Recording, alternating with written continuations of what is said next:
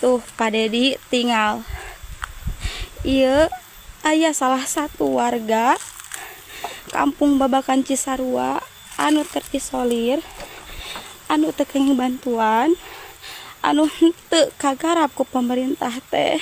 Bahkan ayeuna anjeunna cicing menetap selama 9 bulan di saung kebon.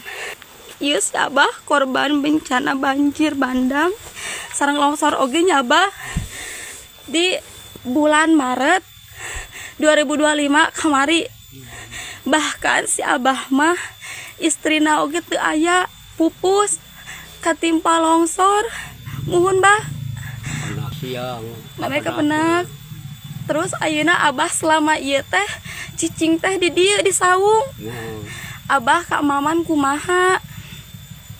Ayeuna emam ti mana abah? Aya emam teh